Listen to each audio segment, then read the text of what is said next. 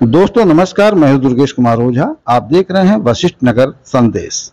उत्तर प्रदेश के कई जिलों में स्वास्थ्य महकमा द्वारा झोला छाप डॉक्टर कहे जाने वाले ग्रामीण स्वास्थ्य सेवकों पर लगातार छापेमारी की जा रही है। ग्रामीण स्वास्थ्य सेवक वेलफेयर एसोसिएशन के राष्ट्रीय अध्यक्ष डॉक्टर प्रेम त्रिपाठी प्रदेश के जनपदों में लगातार बैठक करके लोगों को संगठित कर जागरूक कर रहे हैं।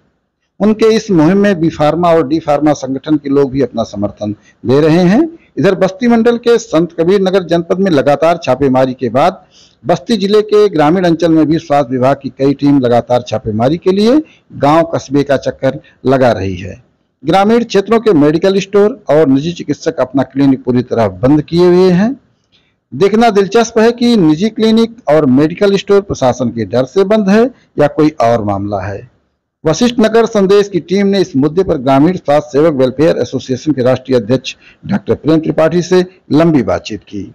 आइए जानते हैं कि इस संबंध में क्या कहते हैं ग्रामीण स्वास्थ्य सेवक वेलफेयर एसोसिएशन के राष्ट्रीय अध्यक्ष डॉक्टर प्रेम त्रिपाठी। डॉक्टर साहब, हमारे क्षेत्र में मेडिकल स्टोर और ये निजी चिकित्सक जो बैठते हैं, ये देख रहा हूँ इस समय अपना बंद किए हुए हैं क्लिनिक। तो क्या मामला है, डर की वजह से बंद किए हैं या आपने कोई निर्देश दिया है? देखिए, हमारे जो चिकित्सक है डरने वाले नहीं हैं, ठीक है। अगर डरते तो कोरोना जैसे महामारी में लड़ते नहीं। ये डर की वजह से नहीं, संगठन सक्रिय है। योगी जी के जो एक फर्जी आदेश आया था कि ग्रामीण चिकित्सकों को सीधा जेल भेजा जाए और इन पे कार्रवाई करते हुए त्वरित कार्रवाई का आदेश आया है। ये कितना प्रामाणिक है इसकी अभी तक ना तो सरकार ने पुष्टि की है ना अधिकारियों ने। हमारे चिकित्सकों पर छापेमारी का कार्य चलाया जा रहा था, जिसके विरोध में कल हमारा परशुरामपुर ब्लॉक एक ब्लॉक बंद था, लेकिन आज पूरा बस्ती जिला लगभग बंद है। तो हम लोग बंदी किए हैं, ना कि किसी के डर से बंद किए हैं। डरना उनको चाहिए जो क्षेत्र में निकल करके छापेमारी का कार्य कर रहे हैं, क्योंकि हम स्वास्थ्य सेवाओं को अगर बंद करेंगे तो उसका भार उनके ऊपर पड़ेगा, उनके सीएचसी पर पड़ेगा, उनके पीएचसी पर पड़ेगा, यहाँ तक जिला अस्पताल और पहले जैसे बड़े अस्पतालों पर भी पड़ेगा। तो हम डरने वाले नहीं, हम तो लड़ने वाले लोग हैं। सर, एक सवाल ये है कि सरकार ने स्वास्थ्य महकमे में बहुत सारी व्यवस्था की है, जैसे सामुदायिक स्वास्थ्य केंद्र है, प्राथमिक स्वास्थ्य केंद्र है, सीएचओ सेंटर बना दिए हैं हर न्याय पंचायत स्तर पर। फिर आपकी क्या हो सकता है? देखिए, सरकार ने बहुत कुछ किया है। सरकार लगातार स्वास्थ्य सेवाओं को बढ़ावा देने का कार्य कर रही है, लेकिन सरकार जिस हिसाब से बढ़ावा देने का कार्य कर रही है उससे के सापेक्ष कई गुना भारत की जनसंख्या बढ़ती जा रही है। अगर देखा जाए तो जब भारत में सिर्फ 7 मेडिकल कॉलेज थे तो भारत की संपूर्ण भारत की आबादी लगभग 30 से 34 करोड़ थी, लेकिन आज हर मंडल पे ये मेडिकल कॉलेज खोले जा रहे हैं और 100 लोगों को हर साल ट्रेंड किया जा रहा है एमबीबीएस के तौर पर। लेकिन जो संख्या है ग्रामीण चिकित्सकों की, ये हर गांव में बैठने वाली है और आबादी की सापेक्ष है। कारण क्या है कि जो भारत की आबादी है निरंतर बढ़ती जा रही है। जैसे कि आज आप उत्तर प्रदेश की आबादी देख लीजिए। एक समय था कि अपने पूरे भारत की आबादी 30-34 करोड़ थी और उस समय उत्तर प्रदेश की आबादी लगभग 8 से 10 करोड़ थी। आज उत्तर प्रदेश की आबादी लगभग 25 से 30 करोड़ के आसपास पहुंच गई, जितना उस समय पूरे भारत की आबादी थी। तो उसके सापेक्ष ना तो सरकार के पास संसाधन है और ना ही चिकित्सक हैं। सर, एक सवाल ये भी है कि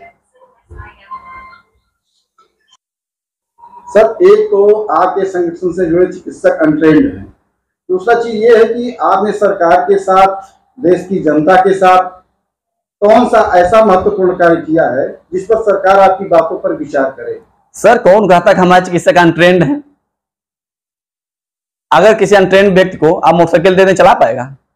नहीं चला पाएगा ना। तो हमारे चिकित्सक अनट्रेंड नहीं है। सरकार ने जो व्यवस्थाएं बनाई हैं, चाहे वो आपके सीएचओ हो या आपके आशा बहुएं हो, इनसे कई गुना ज्यादा हमारे चिकित्सक ट्रेंड है, क्योंकि इनकी जो ट्रेनिंग है साल भर 6 महीने की है। हमारे चिकित्सक जहां से भी ट्रेंड होकर के आते हैं बरसों लगा देते हैं, कोई 4 साल, कोई 6 साल, कोई 10-10 साल तक के लोग ट्रेनिंग लेकर के बैठे हुए हैं। तो हमारे लोग अनट्रेंड कैसे हैं? रही बात, आपने पूछा कि हमारे लोगों ने क्या किया, सरकार सिंपैथी दी। आज के लगभग 70-80 साल पीछे जाइए, 1949 के दशक में, तो एक आप लोग पता हुआ एक बीमारी आई थी, प्लेग। जब सरकार के पास सेवाओं का अभाव था उस समय गांव में बैठे थे, जिन्हें सरकार झोला छाप नाम से नवाजती है, ये लोग संभाले थे जब सरकार के पास सीएससियां और पीएससियां नहीं थी। तब भी हम सरकार के साथ थे। फिर टून नाम की एक बीमारी आई 1969 के आसपास, उसमें भी हमारे ही लोगों ने देश को संभाला। और फिर जब 2019 में कोरोना आया तो आप ही लोगों ने सराहा था, सारे मीडिया चैनलों ने चिल्ला चिल्ला के कहा था कि देवदूत बने हुए हैं झोला छाप डॉक्टर जो ग्रामीण स्वास्थ्य सेवक थे। तो हम लोगों ने तो हमेशा सरकार को मजबूत बनाया है, सरकार की स्वास्थ्य सेवाओं को मजबूत बनाया है। तो सरकार से हम निवेदन कर रहे हैं और सरकार से अपनी मांग भी रख रहे हैं कि जो हमने आपके साथ किया है उसका ऐसा खामियाजा ना दें कि हम लोगों को बंद करके आपके ही विरोध में आना पड़े। सरकार से आपकी मांगे क्या है और अपनी मांगों के संबंध में आपने किसी उच्च पदस्थ लोगों से कोई बातचीत किया है क्या? देखिए, सरकार से हमारी जो मांगे हैं, सबसे पहले हमारी मांगे हैं कि हमारे जो ग्रामीण चिकित्सक हैं इनको जो है ग्रामीण स्वास्थ्य सेवक का दर्जा देते हुए प्रशिक्षण देकर के रजिस्टर किया जाए, और जो पूर्व में मुकदमे इनके ऊपर कर दिए गए हैं झोला छाप के नाम से, इसको सरकार वापस ले। इस संबंध में मैंने स्वास्थ्य मंत्रालय भारत सरकार को लेटर लिखा था, जिसके संबंध में मुझे जवाब भी मिला था कि आपकी मांगे जायज हैं, इस पर कार्रवाई की जाएगी। फिर उत्तर प्रदेश के मुख्यमंत्री से भी जवाब आया। आज सुबह फोन के माध्यम से हमने वार्ता किया है दर्जा प्राप्त राज्य मंत्री से। उन्होंने भी कहा है कि आज योगी जी के साथ उनका कैबिनेट बैठक है, उसमें भी उस मुद्दे को उठाने वाले हैं। तो मैं लगातार अधिकारी